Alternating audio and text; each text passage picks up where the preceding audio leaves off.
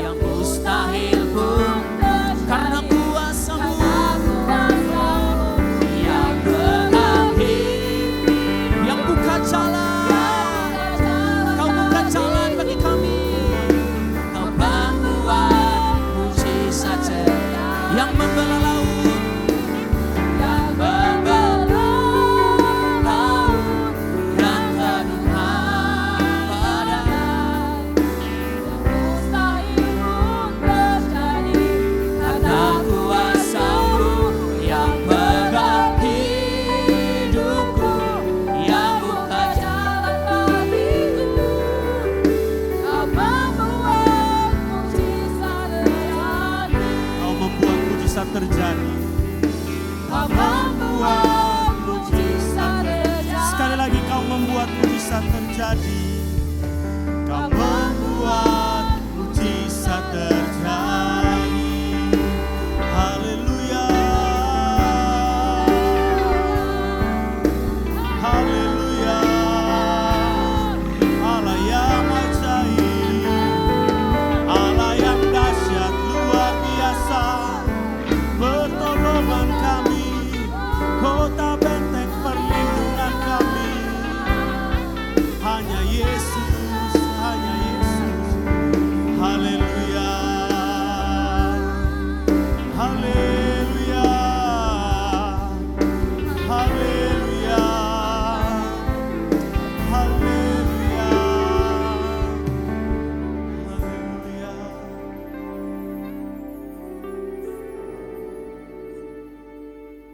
Terima kasih Tuhan. Terima kasih Tuhan. Ku mau seperti-Mu Yesus, disempurnakan selalu dalam setiap jalanku, memuliakan nama-Mu. Ku mau seperti-Mu Yesus, ku mau seperti-Mu Yesus, disempurnakan selalu dalam setiap jalanku, memuliakan nama-Mu, memuliakan nama. Sekali lagi memuliakan nama-Mu, memuliakan nama-Mu.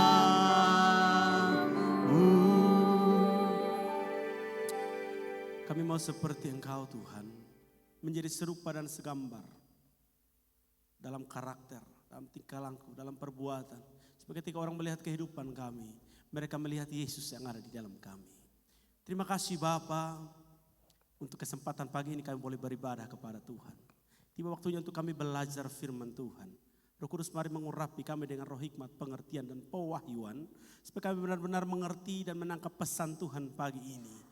Dan firman yang dimengerti dan dipahami, serta firman itu dilakukan, maka firman itu akan berdampak besar dalam hidup kami. Firman itu sanggup menjadikan dari yang tidak ada menjadi ada, dari yang tidak mungkin menjadi mungkin. Firman itu sanggup mengadakan mujizat dalam hidup kami. Firman itu sanggup mengadakan terobosan dalam kehidupan kami. Karena kami percaya firman-Mu sanggup menolong kehidupan kami Bapa. Engkau mengingatkan kepada kami bahwa manusia tidak hidup dari roti saja, melainkan dari firman yang keluar dari mulut Allah.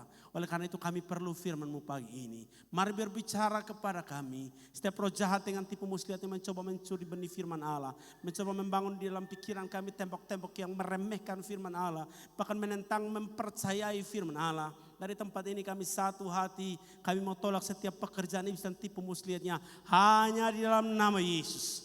Dan tiba waktunya untuk kami belajar firman Allah, mendengarkan firman Allah.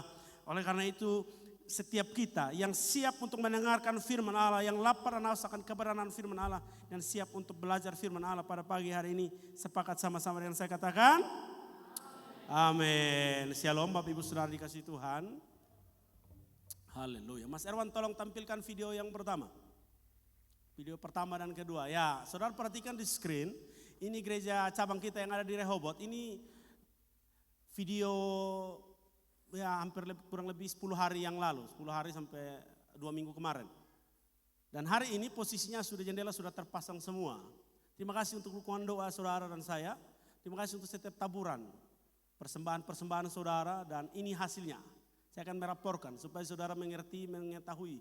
Boleh karena kemurahan hati saudara, maka pelayan pekerjaan Tuhan. Ada satu kegerakan yang dilakukan oleh Tuhan lewat gereja ini di Desa Teas di Oebakulu. Dan tanggal 5 kemarin Pospay ini diresmikan 6 Mei dan hari ini gedungnya hampir rampung. Berikan tepuk tangan untuk Tuhan. Haleluya, haleluya. Video yang kedua Mas. Haleluya. Ya, kurang lebih ini tampilan ini, saudara boleh perhatikan ini. Dan saya mengundang saudara untuk hari dalam Natal kami di tanggal 4 Desember. Jam 4 sore. Yang mau ikut boleh datang, yang tidak ada kendaraan boleh kumpul di sini. Nanti kita pakai kendaraan untuk saudara ke sana ya. Kita meramaikan tempat itu. Dan siap-siaplah kalau hujan kita main lompor di sana. Tapi tenang saja saudara. Sampai di sana pasti disuguhi jagung ketemak dan jagung bose. Haleluya, haleluya. Saudara siap dengar firman Tuhan? Saya siapkan firman Tuhan yang lain. Hanya dalam beberapa hari ini saya sedang merenungkan tentang kemurahan hati. Karena ini merupakan salah satu nilai dari Mawar Salon. Nilai yang ada dalam gereja ini. Mengapa saya perlu menyampaikan hal ini? Karena hal ini adalah penting. Ini merupakan nilai yang harus kita hidupi. Nilai yang harus kita kerjakan dalam kehidupan ini. Amin. Saudara siap dengar firman Tuhan? Saya gas, saya rem. Tanya dulu nih. Haleluya. Habis saya gas, saya akan bersiap diri untuk menghadapi ESWL di Siloam. Karena ginjal saya ini ada batu. Haleluya. Saudara sudah siap? Ya, bilang kiri kanan kemurahan hati. Perhatikan hal ini, bicara soal kemurahan hati, ini bicara soal gaya hidup. Bilang kiri kanan gaya hidup. Mengapa kemurahan itu adalah gaya hidup? Lukas pasal 6 ayat 36, buka Alkitab saudara. Lukas pasal 6 ayat 36. Saya tidak saya tidak sempat ketik lagi. Tapi ini yang mau saya sampaikan buat saudara. Lukas 6 ayat 36, yang sudah dapat bilang amin. Yang masih cari bilang haleluya. Yang tidak bawa Alkitab bilang oh. Amin, haleluya. Ya, perhatikan di Alkitab saudara. Terjemahan baru bilang begini. Hendaklah kamu murah hati sama seperti apa? Bapamu adalah murah hati. Terjemahan lain bilang begini. Kalian harus berbelas kasihan kepada semua orang. Seperti Bapamu di sorga juga.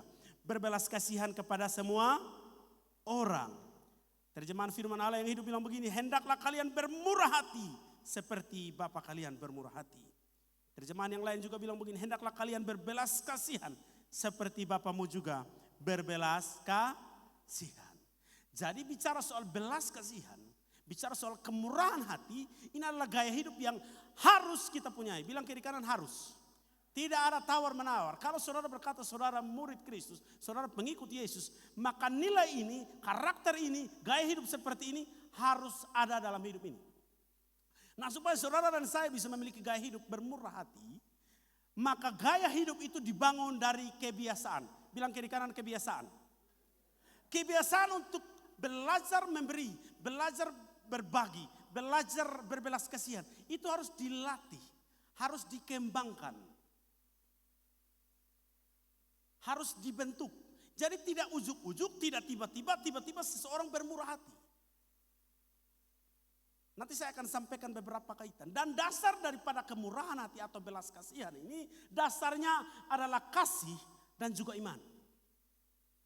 Kalau orang mengasihi, pasti bermurah hati. Karena Bapa kita memiliki belas kasihan kepada kita, maka dia mengaruniakan Yesus bagi kita. Supaya yang percaya kepada Yesus tidak binasa melainkan beroleh hidup yang kekal. Kasih itu merupakan dasar utama daripada kemurahan hati. Bapa kita memiliki kasih. Dan kasih itu dinyatakan dalam perbuatan. Kalau saudara berkata saya mengasihi Tuhan, maka secara otomatis saudara harus bermurah hati. Amin. Kita sepakat dulu di awal. Kemurahan hati ini ketika saya ngomong begini, jangan saudara langsung tercetus dalam pikiran saudara bahwa wah ini Pak Pendeta, ini hamba Tuhan ini mau ngomong tentang uang. Tidak. Saya tidak bicara soal uang. Kemurahan hati itu ada banyak hal yang ada di dalam. Tidak hanya melulu tentang uang.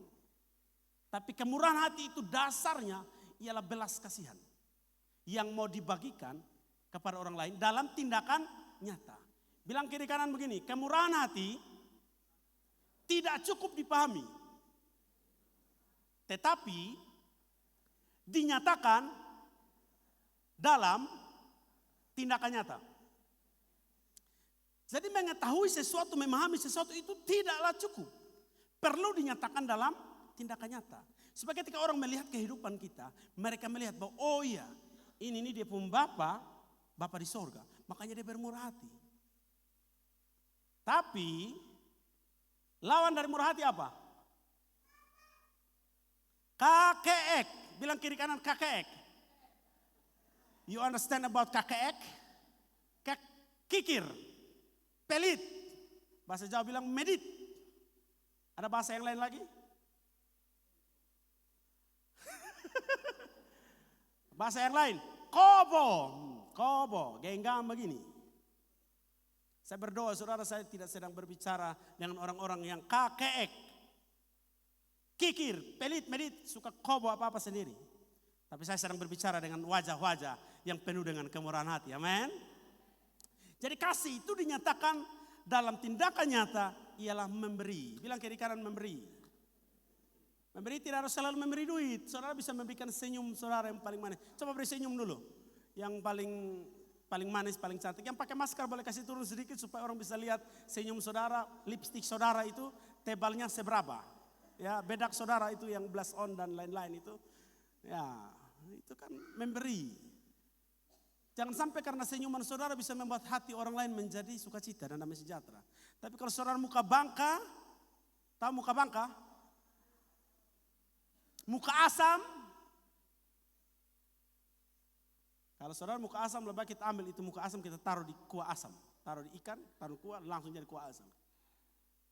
Maka ketika orang melihat wajah saudara, kalau saudara muka asam, muka bangka, cemberut, orang langsung hilang damai sejahtera. Bapak-bapak kalau lihat mama ada muka asam di rumah, damai sejahtera hilang atau ada?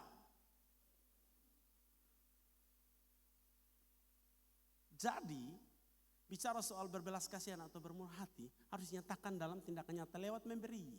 Amin. Dan kalau saudara melakukan hal ini, saudara menghidupi kegerakan, menghidupi nilai ini, maka kegerakan pasti terjadi. Sesuatu pasti terjadi. Tahun ini adalah tahun the best, tahun yang luar biasa untuk kita. Kita mengucap syukur ada banyak hal yang kita lakukan. Dan oleh karena itu nama Tuhan dimuliakan. Amin. Perhatikan hal ini. Jangan masuk perlahan-lahan. Supaya saudara menangkap pesan Tuhan pagi ini. Yohanes 3:16 yang sudah biasa kita hafalkan. Karena begitu besar kasih Allah akan dunia ini. Sehingga apa? Ia telah mengaruniakan anaknya yang tunggal. Supaya setiap orang yang percaya kepadanya tidak binasa melainkan beroleh hidup yang kekal. Dasarnya kasih. Kasih dinyatakan dalam tindakan. Dia karuniakan Yesus bagi kita. Supaya kita beroleh keselamatan. Betapa besarnya kasih Tuhan dinyatakan lewat kemurahan hatinya memberi Yesus bagi kita, maka kita selamat. Ketika saudara menghidupi nilai kemurahan ini, maka siapa tahu karena kemurahan hati saudara dinyatakan dalam tindakan nyata, itu bisa menolong banyak orang, menyelamatkan banyak orang. Amin. Saya lanjut ya. Saya bilang begini, ada satu quotation saya buat sendiri. Mengasihi tanpa bermurah hati adalah suatu kebohongan. Jadi kalau engkau berkata bahwa saya mengasihi tapi saya tidak bermurah hati dan tidak mau memberi, percayalah itu bohong. Makanya kalau bapak-bapak dengar baik-baik ini, atau mama-mama, saya mulai dari mama dulu. Mama dengar baik-baik, kalau bapak bilang, weh mama I love you full. Tapi kalau bab tuasan pernah beli ke mama badak, nah, itu om kosong. Percayalah. Kalau bapak bilang I love you full, tidak pernah belikan perhiasan sedikit sekecil 1-2 gram lah. itu omong kosong. Ada amin Bapak-Bapak? Ingat janji apa kepada mama, tolong penuhi. Haleluya Bapak-Bapak. Ajak mama mau jalan-jalan Fatum Nasi, segera penuhi. Saudara sedang bermurah hati pada istrimu. Sedang mengasihi istrimu, amin. Kalau Fatum Nasi terlalu jauh di itu Bukit Cinta situ, di Bukit Cinta di batas kota itu ya. Jadi mengasihi tanpa bermurah hati atau memberi itu bohong. Sama juga mama-mama, bapak-bapak dengar ini baik-baik. Kalau mama bilang, Bapak I love you full. Baik sayang Bapak. Tapi kalau tidak masak dengan terbaik, itu bohong. Harus masak. Karena cinta, Yesus datang. Karena cinta, maka Yesus melakukan sebenarnya yang tidak mungkin itu. Dia duduk-duduk yang enak di sorga, kenapa dia datang? Karena cinta, saudara bisa melakukan hal-hal yang dahsyat dan luar biasa. Amin. Perhatikan hal ini. Kemurahan hati dan kegerakan. Jadi ada kaitan antara kemurahan hati yang ada dalam nilai Mawar Saron ini dengan kegerakan yang sedang kita kerjakan hari-hari ini. Gereja yang sehat adalah gereja yang bergerak di dalam kegerakan Roh Kudus. Amin. Gereja yang dituntun oleh Roh Kudus.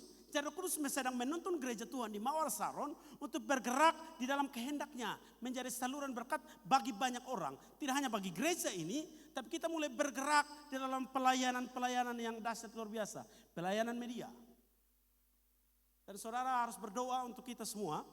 Dalam bulan ini minggu terakhir kita akan pelayanan kembali di penjara. Dan itu akan dilakukan secara rutin. Tiap minggu keempat. Berikan tepuk tangan untuk Tuhan. Kalau saudara ingat ayat Alkitab bilang begini. Engkau mengunjungi aku di penjara. Engkau membagikan sesuatu ketika aku berkekurangan. Jadi gereja juga harus melakukan pelayanan di penjara. Dan puji Tuhan apa yang kita doakan dulu sulit sekali untuk masuk ke penjara. Tapi tahun ini tahun the best. Tuhan membuka pintu bagi kita. Karena apa? Karena kemurahan hati. Apa pelayanan lain yang kita kerjakan? Ada banyak. Saya dengar nanti PPA mau pergi pelayanan di kemarin batal Pisemau dan Pimalaka. Kayaknya bergeser ke Nunbena. Itu pelayanan-pelayanan yang luar biasa. Anak-anak pemuda kita juga sedang bergerak. Sekarang kemarin mereka pelayanan di SMK 2. Kita tidak perlu dampingi lagi. Mereka tahu apa yang harus mereka kerjakan. Mereka menjadi saluran berkat. Kemarin Efran yang khotbah. Itu dahsyat luar biasa. Dan saudara tahu sebelum dia khotbah di sana. Dia khotbah dulu di depan teman-temannya. Supaya mereka bilang, oh lu salah di sini, lu kurang di sini, lu bagus di sini, tambah di sini. Betapa mereka mempersiapkan sesuatu. Mereka bergerak dalam pelayanan itu pulang sudah sore. Tahu mereka sudah makan siang kok belum. Kenapa mereka mau melayani? Karena mereka sedang menghidupi nilai ini. Orang kalau punya kemurahan hati akan bergerak dalam kegerakan yang sedang Tuhan kerjakan. Perhatikan hal ini, kemurahan hati dan kegerakan. Kisah pasal 4 ayat 36 dan 37. Demikian pula dengan Yusuf yang disebut Barnabas. Maaf saudara, saya pakai tinta merah, tidak terlalu kelihatan. Yang artinya apa? Anak penghiburan. Seorang Lewi dari Siprus. Ia menjual apa? Dia jual apa? Dia pun kebun. Lalu, saudara baca, 2, 3. Membawa uangnya itu dan meletakkan di depan kaki para rasul. Saya sedang berdoa supaya hal ini juga terjadi di Mawar Saron. Kalau khotbah begini, pas saudara akan bilang, ini hamba Tuhan ini khotbah minta uang. Tidak saudara. Saya sedang mau mengajarkan saudara tentang nilai kemurahan hati.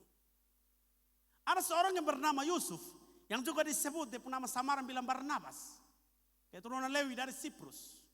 Ketika zaman kegerakan Pentakosta, ketika dia boleh mengalami api Roh Kudus itu, maka Roh Kudus menginspirasi dia untuk melakukan sesuatu yang sebelumnya dia belum lakukan. Apa itu?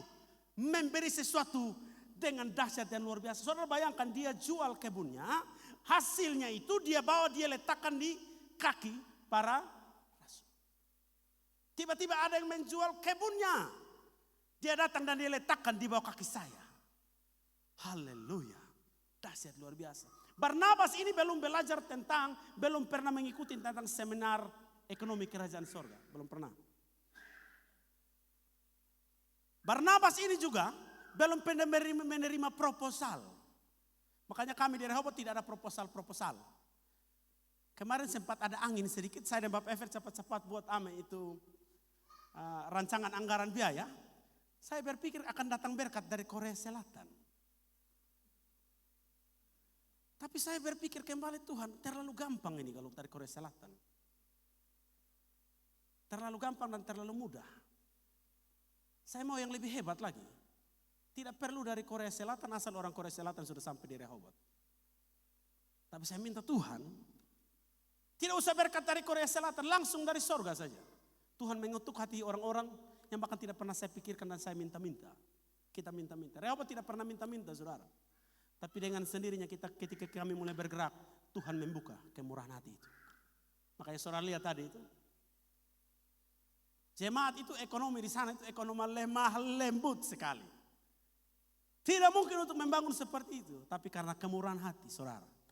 Kemurahan hati dari Tuhan. Maka semua itu bisa terjadi. Jadi si Barnabas ini ketika dia mengalami Roh Kudus, dia bergerak dalam tuntunan Tuhan, maka Roh Kudus menginspirasi dia untuk melakukan sesuatu yang lebih. Dia menjual ladang miliknya, hasilnya itu dibawa di kaki para rasul. Dipersembahkan untuk Tuhan, bukan untuk para rasul. Dengarin baik-baik. Jadi setiap taburan saudara yang ada di gereja ini, bukan untuk hamba Tuhan di sini. Tidak. Kami bukan hamba Tuhan yang digaji seperti gereja lain. Tidak. Tapi persembahan saudara dipakai untuk kegerakan Tuhan dalam gereja ini. Berikan tepuk tangan bagi Tuhan. Saudara perhatikan ada banyak hal yang sedang kita bangun. Kita sedang membangun lantai 2, masih kurang.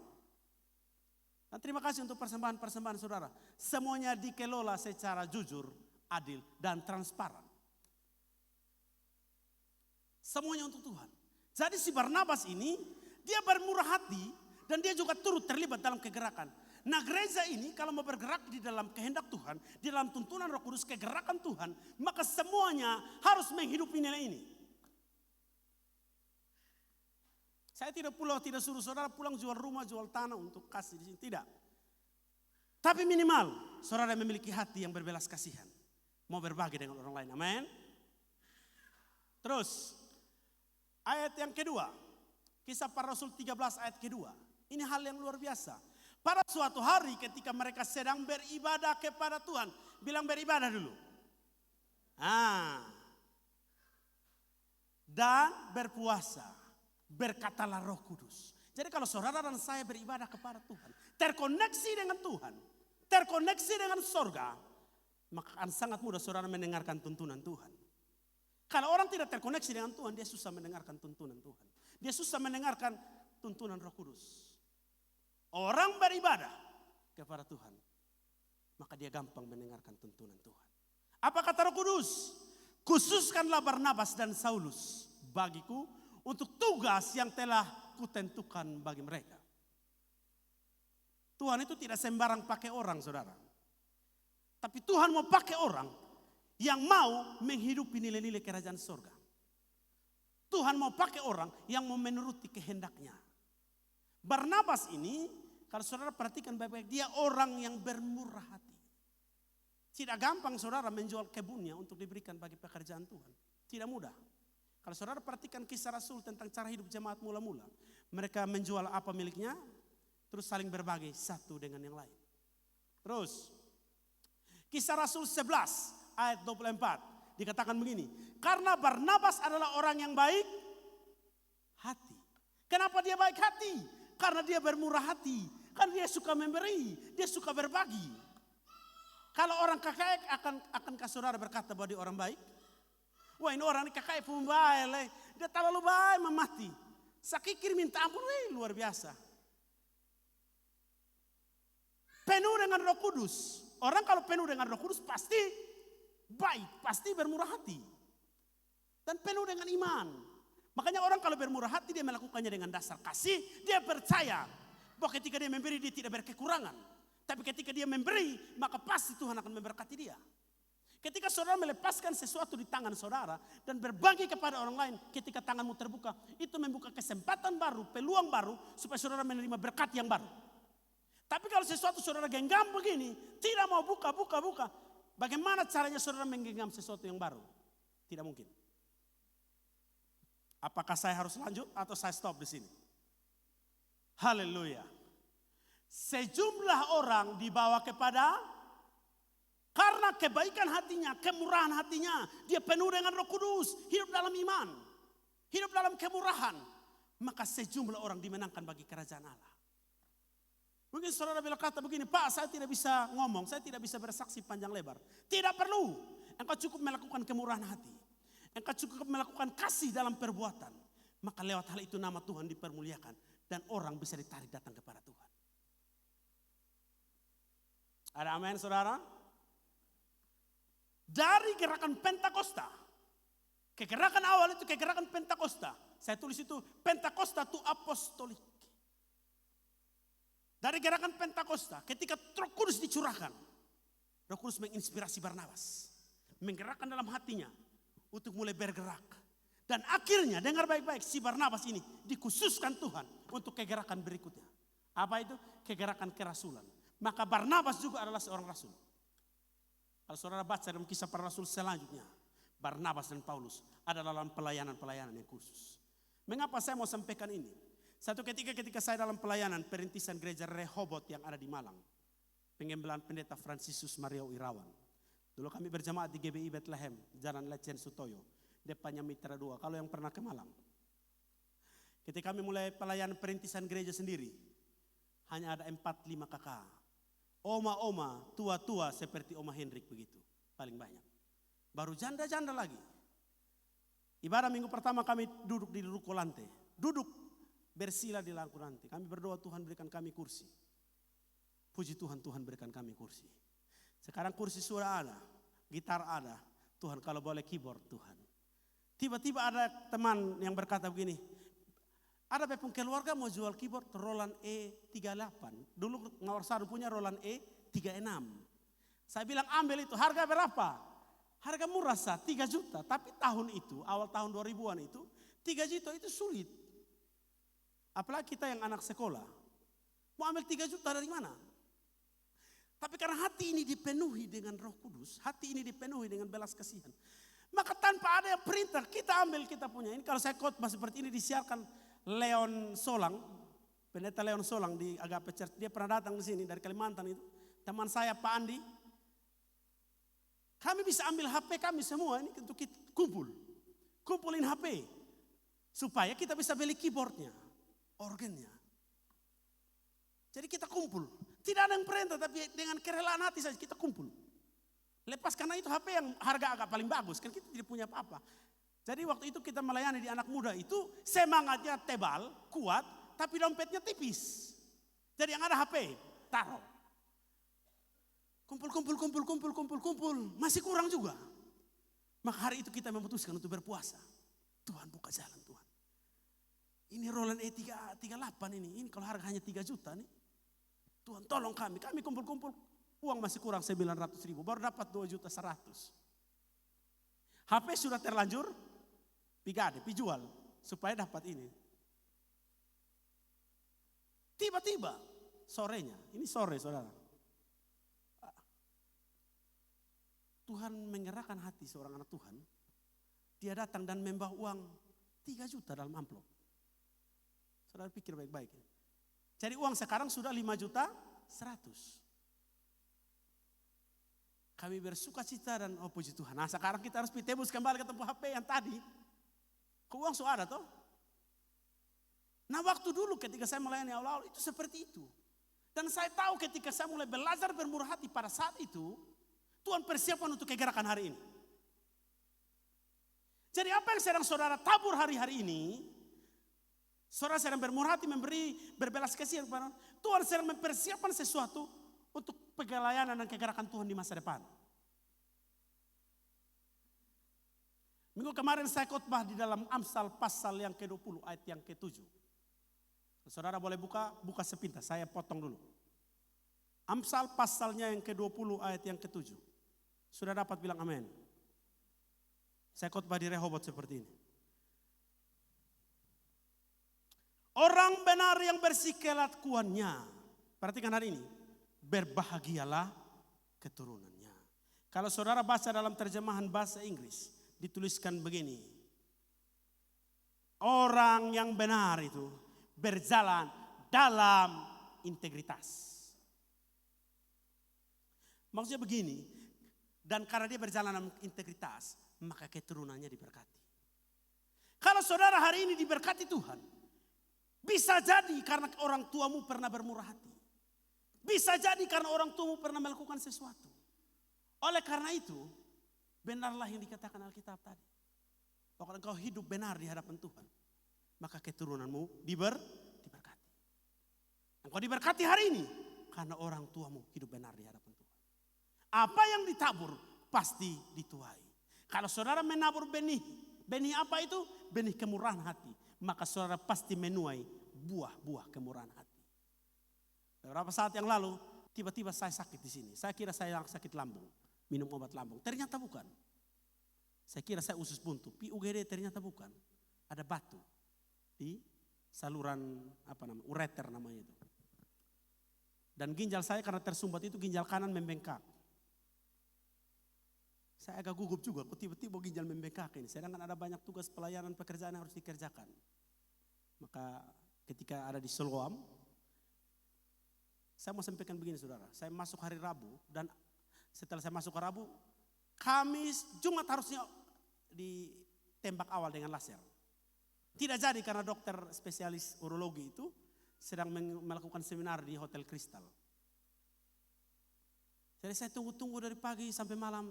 Dokter tidak ada. Tiba-tiba dia datang jam 9. Dokter Erik namanya. Dia datang dan dia minta maaf karena tidak jadi operasi. Jadi Bapak pulang saja, nanti hari Senin kita operasi. Rabu, Kamis, Jumat, Sabtu, Minggu, Senin. 6 hari. Hari ke-6 langsung pasang selang dan juga ambil batu beberapa yang awal sudah dikeluarkan. Nah perhatikan hal ini. Ada orang yang 2-3 bulan belum mendapatkan jadwal untuk dilaser. Saya bilang Tuhan terima kasih untuk kemurahan hati dari para dokter, dari pihak rumah sakit. Sehingga tidak butuh waktu lama, saya sudah dilakukan tindakan yang perlu. Ketika saya kontrol kemarin, ada rekan kita dari Hane, Oekeses itu, sampai tusuk di sini, pasang kateter untuk, saudara perhatikan, sudah berapa lama? Sudah 3 bulan. Dan dia dapat jadwal operasi itu nanti di Desember. Ini bulan ke-4, bulan ke-5. Saya mengalami kemurahan hati karena saya tahu bisa jadi orang tua saya bermurah hati. Bisa juga karena dulu saya pernah bermurah hati. Saudara menabur kemurahan hati, saudara menuai kemurahan hati. Amin. Jadi saya berdoa saudara dan saya mulai bergerak. Ketika saudara dipimpin Roh Kudus, mari kita hidup dalam kemurahan hati. Amsal 11 ayat 24 baca sama-sama 2, 3. Ada yang menyebar harta tetapi bertambah kaya. Ada yang berhemat secara luar biasa. Bilang sama-sama KKEK. KKEK. Namun selalu apakah yang menyebar harta ini terlalu kaya? Tidak. Konteks ayat ini kalau saudara perhatikan baik-baik. Ini bukan soal status saudara beruang atau tidak. Saudara punya sesuatu atau tidak. Tapi ketika saudara memiliki mentalitas kerajaan Allah, mentalitas seperti Bapa kita di sorga, maka kita akan memberi sekalipun kita tidak ada. Tapi kalau saudara punya status, sekalipun saudara punya status orang kaya, punya sesuatu, punya segalanya. Tapi kalau saudara KKEK, maka dalam hati selalu merasa kurang. Orang KKEK itu sumbernya apa? Orang kikir itu sumbernya apa? Karena dia merasa kurang. Makanya untuk berbagi itu dia rasa sesuatu kehilangan yang luar biasa. Tapi dia tidak sadar bahwa kehidupannya itu ada karena kemurahan Tuhan. Saudara biar punya semua. Fakta sejarah sudah membuktikan. Orang paling kaya di Soe ketika meninggal. Mampir di rumahnya saja tidak. Taruh di peti yang terbaik juga tidak. Lubangnya saja tidak diplester. Bahkan untuk pendeta pimpin saja ibadah kematiannya. Tidak. Saudara bayangkan itu. Artinya segala sesuatu yang kita peroleh hari ini, kita genggam hari ini, itu bersumber dari Tuhan. Makanya ketika Tuhan bilang bermurah hatilah, maka mari kita bermurah hati. Tidak perlu digenggam seakan-akan kita akan bawa sampai mati. Tidak mungkin. Kalau saudara mau menjadi pengikut Kristus yang sejati, hidup dalam kemurahan hati. Ada satu quotation saya bilang begini, orang kaya atau beruang, bukan beruang ya, beruang. Yang kikir, yang kekeek, yang pelit sebenarnya adalah orang bermental miskin. Jadi orang miskin sebenarnya itu bukan karena dia tidak punya apa-apa. Tapi kalau dia punya sifat kekeek itu orang miskin. Begitu pula sebaliknya. Mana nih? Begitu pula sebaliknya. Kalau orang dia tidak punya apa-apa, tapi dia suka memberi, dia sebenarnya adalah orang kaya. Karena dia punya mental itu kaya. Dia suka berbagi, amin. Jadi kita bermurah hati bukan selalu tentang uang, tidak. Kenapa saya khotbah ini? Karena sebentar lagi kita akan masuk dalam momen Natal. Momen Natal itu momen kasih. Dan momen kasih harus dinyatakan dalam perbuatan nyata. Saya dorong saudara, kita bikin gerakan 50.000 saja. Bukan untuk saya saudara. Saudara siapkan 50.000. Belilah beras 3 kilo. Belilah minyak 1 liter. Maka satu orang atau satu keluarga memberkati keluarga lain. Tidak perlu memberkati dalam jemaat ini. Tapi berkati keluarga-keluarga menjadi tetanggamu. Kalau saudara lakukan itu saja. Atau mungkin tidak usah 50.000 lah. Ada pakaianmu yang mungkin masih layak pakai. Saudara akan lihat. Karena hal itu. Nama Tuhan dimuliakan. Amin. Bukan karena kita punya sesuatu yang terlalu hebat. Tidak. Tapi hati kita punya belas kasihan. Dan kalau orang punya belas kasihan dia mau memberi. Haleluya. Perhatikan hal ini. Ada 3 hal yang mau saya bagi untuk saudara. Saya supaya saudara memahami, menangkap pesan Tuhan pagi ini tentang kemurahan hati. Apa itu kemurahan hati? Mengapa saudara harus bermurah hati? Karena itu karakter Bapa kita. Lukas 6 ayat 36 tadi. Hendaklah kamu bermurah hati. Sama seperti Bapamu bermurah hati. Pepatah dunia berkata begini. Like father, like son. Kalau kita berkata bahwa Bapa kami di sorga. Engkau berdoa Bapakku di sorga. Bapa dalam nama Yesus. Bapak bilang, gue beson kena lu kakek na. Jadi kita harus mewarisi atau menghidupi karakter Bapak kita. Amin. Sederhana sekali tentang murah hati. Karena ini karakter Bapak kita. Saudara yang punya anak, atau anak saya Joanna, dia punya sifat itu kurang lebih sekitar 60-70% ikut saya. Kepala batunya, sone mau kalah. Tapi dia pun tukang menangis itu kayaknya ikut mama. Dia cerewet itu kayaknya ikut saya. Ya itu karena saya punya anak. Tapi kalau anak saudara, karakter tidak ikut saudara, ikut tetangga mungkin kok.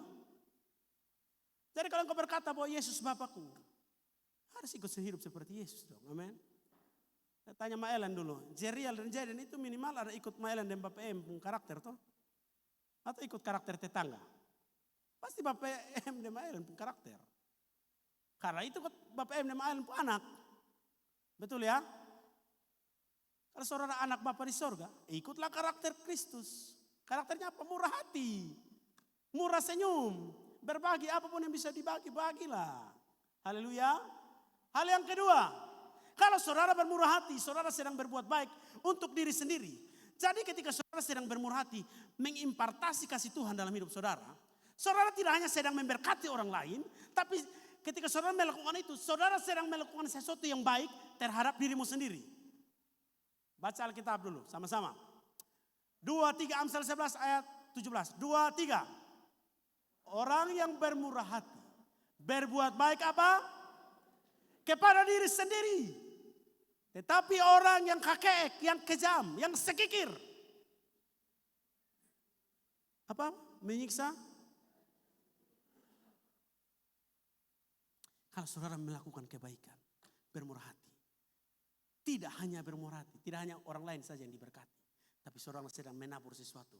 Dan itu akan saudara tua, itu akan mendatangkan kebaikan bagi dirimu sendiri. Ini janji firman Tuhan dan ini dahsyat saudara. Karena Tuhan yang berjanji dalam firman-Nya. Janji itu diberikan kepada siapa? Yang menerima janji. Untuk kebaikan siapa? Ketika Tuhan berjanji untuk kita, itu untuk kebaikan Tuhan apa untuk kebaikan kita? Kebaikan kita. Sudah untuk kebaikan kita lagi. Tuhan yang menggenapi janji itu atau tidak? Tuhan yang menggenapi. Saya berjanji kepada Bapak Ever. Janji itu untuk Bapak Ever. Terus saya yang harus menggenapi lagi. Betapa baiknya Tuhan kita. Betapa dia sungguh teramat baik. Karena dia berjanji kepada kita untuk kebaikan kita. Dan dia pula yang menggenapinya. Asalkan kita menghidupi nilai ini. Kalau kita bermurah hati, maka kita sedang melakukan hal yang baik bagi diri sendiri. Tentu tidak ada orang yang tidak mau melakukan hal yang baik bagi dirinya sendiri. Amin. Rambut keriting saja dia usahakan kok kasih lurus supaya terlihat baik. Betul ya? Jerawat yang ada kalau bisa diedok doi supaya ada jerawat di wajah, berbuat baik. Masa dia tidak mau mengalami hal-hal baik dalam hidup? Kalau saudara mau mengalami hal baik dalam hidup, bermurah hatilah. Sama seperti Bapak kita bermurah hati. Perhatikan hal ini. Kisah pasal 10 ayat 3 dan keempat. Ini hal yang menarik. Ini satu contoh yang saya mau kasih buat saudara. Dalam suatu penglihatan, ini tentang Cornelius. Dalam suatu penglihatan, kira-kira jam 3 petang, jelas tampak kepada seorang malaikat, jelas tampak kepadanya. Maksudnya ketika Cornelius sedang berdoa, maka dia dapat penglihatan. Pada jam 3 sore, dia melihat seorang malaikat Allah masuk ke rumahnya. Dan berkata kepadanya, Cornelius. Perhatikan hal ini. Ia menatap malaikat itu. Dia melihat malaikat itu. Dan dengan takut ia berkata begini. Ada apa Tuhan? Jawab malaikat itu begini. Semua doa dan apa? Jadi tidak hanya doa. Tidak cukup hanya berdoa. Tapi sedekah saudara dan saya. Telah apa? Telah naik ke hadirat Allah. Ini dahsyat saudara. Saudara mengerti prinsip ini. Ketika saudara hanya berdoa, Tuhan berkati saya, berkati saya. Itu tidak cukup. Ketika saudara berdoa, Tuhan berkati saya dan saudara juga bersedekah. Saudara memberi sesuatu, bermurah hati. Maka doa dan sedekahmu naik ke hadapan hadirat Allah. Dan ayat kata kalimat selanjutnya ini dahsyat luar biasa. Baca sama-sama dengan saya. 2, 3. Dan Allah mengingat saudara dan saya. Dan Allah mengingat jemaat Mawar Saron. Dan Allah mengingat keluarga Kase. Dan Allah mengingat keluarga Bapak Teva. Dan Allah mengingat keluarga Mak Noah. Dan Allah mengingat keluarga Om Agus Manao. Saudara menangkap pesan Tuhan pagi ini? Kalau saudara berdoa, saudara bermurah hati, maka doa dan kemurahan hatimu naik ke hadapan hadirat Tuhan. Dan saudara diingat Tuhan. Dalam masa yang susah seperti sekarang ini. Bahkan di tahun depan, menurut para ahli ekonomi berkata akan terjadi resesi yang luar biasa. Tenang saja jemaat Tuhan. Allah mengingat saya dan saudara, amin. Doa dan sedekah kita, doa dan kemurahan hati kita naik ke hadapan hadirat Tuhan. Nah pertanyaannya, kalau saudara berdoa tapi sakikir, kira-kira itu naik sampai mana? Naik sampai plafon rumah saudara. Tidak tembus seng, tidak tembus langit, dan tidak tembus sorga. Saudara pilih, saudara mau yang mana? Amin. Jadi Cornelius ini adalah orang Romawi. Dengar baik-baik, dia bukan orang Yahudi. Dia orang Romawi. Tapi Tuhan mendatangi dia. Dan Tuhan berkata begini, Cornelius, lu pun doa, lu pun kemurahan hati, kebaikan hati. Naik sampai di hadapan hadirat Tuhan. Dan beta ingat lu. Itu luar biasa saudara. Tenang saja saudara. Tuhan ingat kita. Amin. Bilang kiri kanan. Tuhan ingat. Asal jangan keek. Haleluya. Jangan lupa berdoa. Terus saudara. Ada satu yang menarik tentang kisah Rahab. Saya bahas 2 tokoh Alkitab ini saja. Rahab, saudara masih ingat. Satu ketika bangsa Israel dalam kepemimpinan Yosua. Mengirimkan spy, mata-mata atau pengintai. Untuk mengintai Yeriko. Betul ya? Saudara masih ingat itu dalam Yosua pasal 2. Pilih Yeriko, periksa di situ. Maka ini 2 pengintai pergilah ke Yeriko. Mari kita baca dulu, saya suka baca. Sedikit lagi saya akan selesai.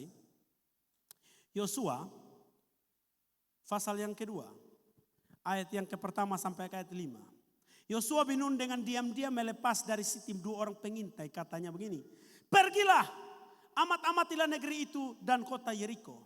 Maka pergilah mereka dan sampailah mereka ke rumah seorang perempuan sundal yang bernama siapa? Rahab. Lalu tidur di situ. Nah ini menarik saudara. Saudara bayangkan. Untung ini orang benar. Jadi tidur di rumah perempuan sundal. Bukan tidur dengan perempuan. Saudara tangkap. Pengintai ini orang benar. Ketika dikirim ke Yeriko, mereka tidak tidur dengan perempuan sundal. Tapi tidur di rumah perempuan sundal. Jadi orang kalau hidup benar di hadapan Tuhan. Tidak peduli dia di tempat mana. Dia tetap akan berintegritas menghidupi nilai-nilai kebenaran. Untung ini pengintai-pengintai hati lurus. Kalau hati bengkok, ini sudah tempat rumah perempuan, rumah pelacur ini. Kesempatan emas, jangan ditolak. Hati-hati saudara ya. Ayat yang kedua. Kemudian diberitahukanlah kepada Raja Yeriko. Jadi ketahuan oleh Raja Yeriko. Demikian, tadi malam ada orang yang datang kemari dari Israel untuk menyelidiki negeri ini. Mata-mata ketahuan. Ayat yang ketiga, maka Raja Yeriko menyuruh orang kepada Rahab. Jadi memerintahkan orang kepada Rahab, perempuan ini. Mengatakan begini, bawalah keluar orang-orang yang datang kepadamu itu. Yang telah masuk ke dalam rumahmu. Sebab mereka datang untuk menyelidiki seluruh negeri ini. Ayat 4, tetapi perempuan itu telah membawa dan menyembunyikan kedua orang itu. Menyembunyikan di mana? Di suatu rumah di atas, di loteng. Sembunyi memati. Berkatalah Rahab begini, memang orang-orang itu telah datang kepadaku, tetapi aku tidak tahu dari mana mereka. Dan ketika pintu gerbang ayat kelima hendak ditutup menjelang malam, maka keluarlah orang-orang itu. Aku tidak tahu kemana orang-orang itu pergi. Segeralah kejar mereka. Tentulah kamu dapat menyusul mereka. Jadi Rahab ini adalah orang yang bermurah hati. Orang yang melakukan kebaikan kepada dua pengintai. Rahab bertaruh nyawa. Saudara bayangkan. Kalau saudara sedang menampung teroris. Atau saudara sedang menampung mata-mata luar negeri di rumah saudara. Tiba-tiba Jokowi kirim tentara atau polisi datang. Densus 88. Berani ketahuan Raja Yeriko, si Rahab selesai. Rahab bertaruh nyawa. Jadi kalau saudara untuk melakukan kemurahan hati, kadang-kadang saudara perlu berkorban lebih. Betul ya? Dia berkorban ini. Tapi saudara perhatikan baik-baik ini. Rahab menyelamatkan keluarganya. Karena dia bermurah hati kepada dua pengintai ini. Apa yang terjadi? Keluarganya diselamatkan Tuhan. Pada saat tembok Yeriko dihancurkan oleh Tuhan. Perhatikan hal ini. Rahab mengikat perjanjian dengan para pengintai. Ayat yang ke-12 dan 13. Perhatikan hal ini. Maka sekarang bersumpahlah kiranya demi Tuhan, bahwa karena aku telah berlaku ramah terhadapmu, kamu juga akan berlaku ramah terhadap kaum keluargaku. Dan berikanlah kepadaku suatu tanda yang dapat dipercaya. Ayat 13. Bahwa kamu akan membiarkan hidup ayah dan ibuku, saudara-saudaraku yang laki-laki dan yang perempuan. Dan semua orang-orang mereka dan bahwa kamu akan menyelamatkan nyawa kami dari maut. Perhatikan hal ini. Lalu jawab kedua orang itu kepadanya, nyawa kami jadi taruhannya. Jadi tadi Rahab mempertaruhkan nyawanya. Sekarang pengintai itu balik mempertaruhkan nyawa. Kalau saudara melakukan kebaikan dengan taruhan yang besar, dengan korban yang besar, maka dengan korban yang sama saudara akan beroleh kemurahan hati. Perhatikan hal ini. Ayat 15 dituliskan begini. Kemudian perempuan itu merunungkan mereka dengan tali melalui apa? Jendela. Sebab rumahnya itu letaknya pada apa? Jadi Rahab rumah di jalan apa? Bougainville atau di rapat dengan tembok Yeriko? Saya kasih jelaskan saudara begini. Tembok kota Yeriko itu tebal dan tinggi, betul ya? Dia punya rumah itu rapat dengan tembok, sehingga dia gampang menurunkan kedua pengintai itu dengan tali untuk melarikan diri, betul ya? Saudara coba renungkan ini dulu, supaya saudara tangkap pesan Tuhan ini. Maksudnya begini, ketika bangsa Israel mengitari kota Yeriko 1 hari 1 kali. Pada hari yang ke-7 berapa kali? 7 kali. Ketika mereka bersorak, apa yang terjadi? Tembok itu roboh. Pertanyaannya roboh kemana? Kalau roboh keluar, bangsa Israel mati. Tapi roboh ke dalam. Nah pertanyaannya, Rahab tinggal di rapatan tembok. Saudara tangkap pesan Tuhan atau tidak ini? Ketika tembok itu roboh ke dalam, hanya Rahab dan keluarganya yang diselamatkan Tuhan. Apa pesannya Tuhan pagi ini?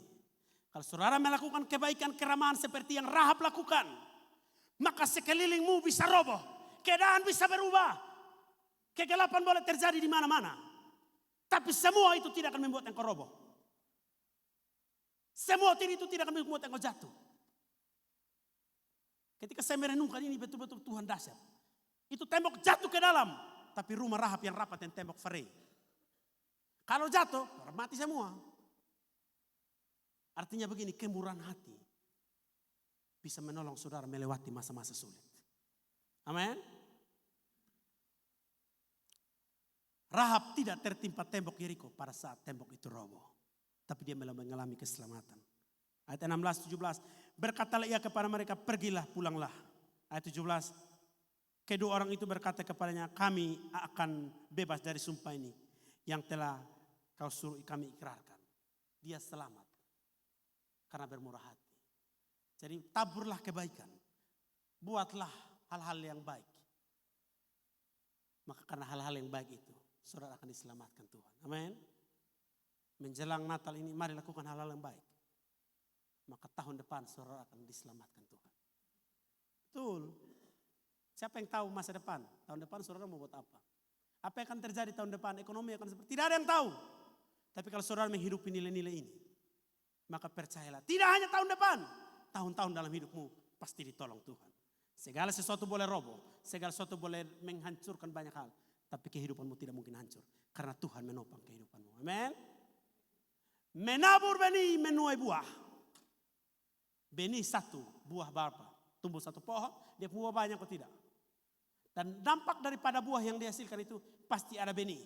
Dan kalau saudara diberkati lebih, harusnya saudara menabur lebih banyak buah. Lebih banyak benih. Terus, poin yang ketiga. Kalau saudara bermurah hati, maka akan lahir ucapan syukur yang memuliakan Allah. Perhatikan hal ini. 2 Korintus 9 ayat 12 dan 13. Sebab pelayanan kasih yang berisi apa? Jadi pelayanan kasih itu bukan hanya berisi doa. Berisi apa? Pemberian. Bukan hanya mencukupkan keperluan-keperluan orang-orang kudus, tetapi juga, apa saudara? Tetapi juga melimpahkan ucapan syukur kepada Allah. Jadi ketika saudara sedang melakukan pelayanan kasih, berbagi, memberi, karena kemurahan hati saudara, maka orang yang menerima kemurahan hati itu akan mengucap syukur, Tuhan terima kasih. Ini hari berdoa supaya Tuhan berkati beta dan beras 1 kilo. Supaya bisa makan dengan anak istri. Terima kasih untuk berkat Tuhan. Karena kemurahan hati kita, nama Tuhan dimuliakan. Mungkin bagi saudara uang 10.000 itu tidak ada nilai. Karena saudara punya uang juta. Tapi ketika 10.000 itu jatuh di tangan yang tepat. Orang yang sedang berdoa memohon pertolongan Tuhan. Tuhan kasih 10.000 karena beta mau beli ekonomi Tuhan. Ekonomi beta bisa dapat 4. Beta bisa makan ini hari. Maka orang itu akan berdoa, Tuhan terima kasih untuk 10.000 ini. Beta bisa makan ekonomi dan anak cucu. Terus. Dan oleh sebab itu kamu telah tahan uji dalam apa? Pelayanan. Pelayanan apa? Pelayanan kasih. Pelayanan bermurah hati. Tahan uji ini bicara soal sesuatu yang sulit. Bermurah hati ini tidak mudah saudara. Untuk melakukan kemurahan hati tidak mudah. Perlu dilatih dan perlu daya tahan. Karena saudara telah tahan uji dalam memberi. Maka apa? Mereka memuliakan Allah. Karena apa? Ketaatan. Apa maksudnya? Kemurahan hati itu identik dengan ketaatan. Ketaatan kepada apa? Kepada Allah. Jadi saudara berkata, saya bermurah hati. Kalau saudara tidak memberi, saudara sedang berkata begini, saya sedang tidak taat kepada Allah. Kalau saudara bilang saudara taat kepada Tuhan, maka bermurah hatilah. Karena ketaatan kamu dalam apa? Pengakuan akan Injil Kristus. Kalau saudara mengakui Injil Kristus, mengakui firman Allah, maka taatlah memberi. Taatlah bermurah hati. Amin. Dan apa? Karena apa? Kemurahan hatimu dalam membagi apa? Sesuatu. Bilang kiri kanan, bagi sesuatu. Bagi sesuatu kepada orang lain. Dengan mereka dan dengan semua orang. Berbagi sesuatu dengan keluargamu. Berbagi sesuatu dengan tetanggamu. Berbagi sesuatu dengan sekelilingmu. Amin. Saya tutup dengan ini. Gereja Mawar Saron Soe. The best tahun 2022. Gereja Cabang Rehoboth. Terima kasih untuk apa yang saudara-saudara tabur. Terima kasih untuk kemurahan hati saudara. Dan dengar baik-baik. Kemurahan hatimu diingat Tuhan. Kemurahan hatimu. Doamu naik ke hadapan hadirat Tuhan. TK. PPA. Sekolah Minggu dan Pemuda. Terima kasih untuk kemurahan hati saudara terlibat dalam pelayanan ini. Terima kasih untuk persembahan-persembahan saudara. Mendukung pelayanan yang ada di TK. Mendukung pelayanan di PPA. Sekolah Minggu dan Pemuda. Teruslah bermurah hati. Festival Mawar Saron. Terima kasih jemaat Tuhan. Untuk doa dan kemurahan hati saudara. Kita melakukan festival Mawar Saron kemarin. Pelayanan penjara. Kita akan melakukan pelayanan penjara. Saudara yang mau bermurah hati untuk para narapidana di sana. Silakan hubungi Mas David Taka. Mungkin saudara membelikan sabun juga boleh. Sabun harga berapa? 2.000 ke 3.000 itu. Titipkanlah 2 dan 3.000 itu. Satu sabun untuk orang di penjara. Tahu tanggal berapa mereka akan pergi. Segera hubungi Pak David. Dan bermurah hatilah dengan sabun saja. Atau odol satu. Apa? Pasta gigi. Karena kita akan melakukan pelayanan penjara. Apa lagi? Natal. SD Mawar Saron. Natal. Saudara mau beri apa untuk Natal? SD Mawar Saron. SD akan terjadi kalau gedung ini selesai. Kita masih butuh kusen, masih butuh pintu jendela, plafon, keramik, listrik. Ada yang mau memberi bagi pekerjaan Tuhan? Dipersilakan. Kami membuka pintu selebar-lebarnya. Saya berdoa saudara. Firman Tuhan ini mempersiapkan saudara untuk masuk dalam momen Natal. Bahwa Natal bicara soal kasih Allah bagi dunia. Natal bicara soal kasih yang dinyatakan dalam perbuatan. Mari menghidupi nilai ini ketika saudara punya kemurahan hati yang dinyatakan. Maka karena kemurahan hati itu saudara diingat Tuhan. Dan doamu naik ke hadapan hadirat. Tutup Alkitab saudara. Emosi maju ke depan. Saudara diberkati Tuhan pagi ini. Haleluya. Oleh karena kemurahan Tuhan.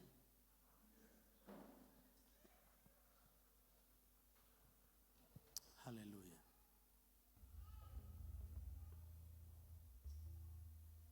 Terima kasih Tuhan.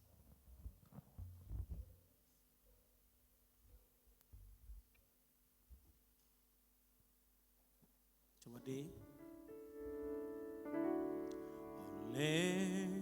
karena kemurahan Tuhan ku ada sampai hari ini. Oleh karena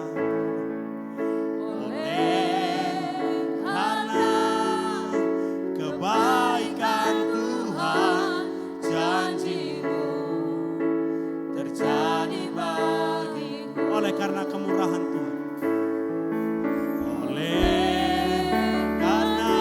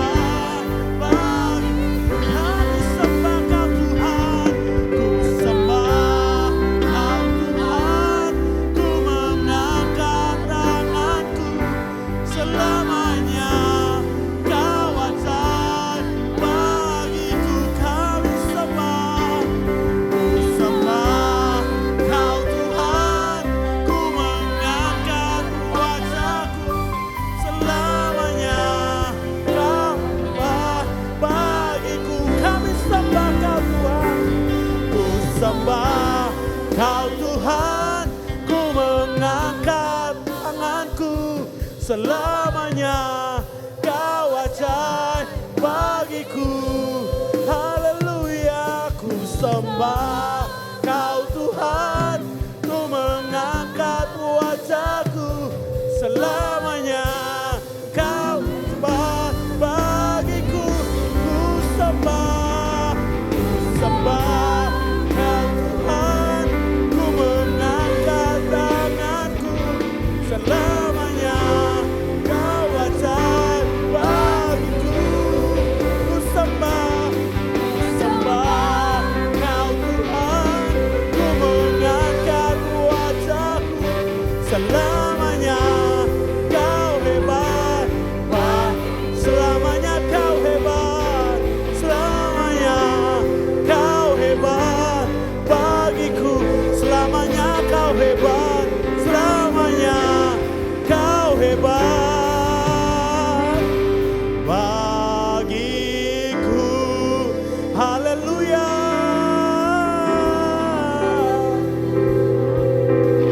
Haleluya. Haleluya. Selamanya Kau ajaib, selamanya Kau hebat. Dahsyat perbuatanmu, dahsyat perbuatanmu. Bapa yang bermurah hati, Bapa yang penuh belas kasihan, Bapa yang selalu menolong, Bapa yang selalu menjaga kami. Kami bersyukur Tuhan, kami bersyukur Tuhan, kami bersyukur untuk segalanya. Haleluya. Bapak Ibu Saudara yang dikasihi Tuhan, engkau sudah dengar firman Tuhan tentang kemurahan hati. Mulai hari ini berkomitmenlah di hadapan Tuhan, bahwa engkau tidak hidup untuk diri sendiri, tidak mementingkan diri sendiri. Tobatlah dari sifat kekeek dan kikir. Tapi mari jadi pribadi yang bermurah hati, karena Bapa kita bermurah hati. Kemurahan hati akan mendatangkan berkat Tuhan yang dahsyat luar biasa. Doamu, kemurahan hatimu naik ke hadirat Allah, dan Tuhan mengingat engkau. Kemurahan hati membuat Kornelius diingat Tuhan.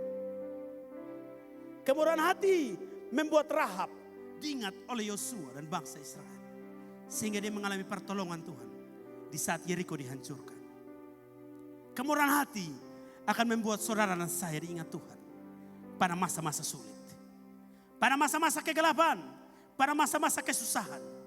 Maka percayalah bahwa engkau tidak lupa, engkau tidak dilupakan oleh Tuhan. Apa yang engkau tabur hari ini, apa yang engkau lakukan saat-saat ini, tidak hanya akan engkau tuai, tapi anak cucumu pun akan menuai itu. Bapa di sorga, hamba berdoa untuk jemaat Tuhan di Mawar Saru.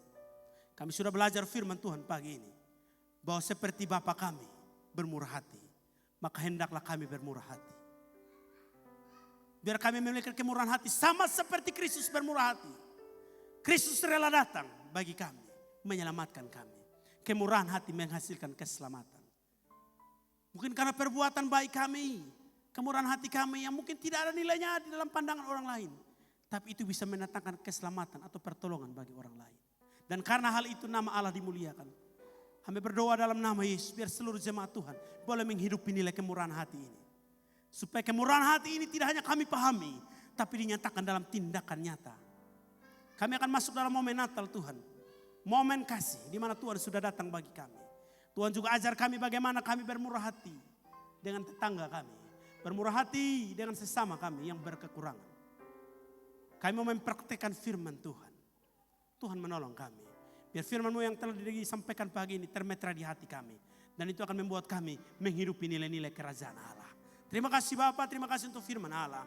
Pada saat ini Tuhan, kami berdoa Tuhan untuk gereja ini Tuhan. Hamba berdoa dalam nama Yesus. Biar gereja ini menjadi serupa dengan Kristus. Yang menghidupi nilai-nilai kerajaan Allah. Integritas, kebersamaan, kemurahan hati. Kesaksian. Dan ketika orang melihat kami dalam gereja ini, Mereka sedang melihat Yesus yang ada di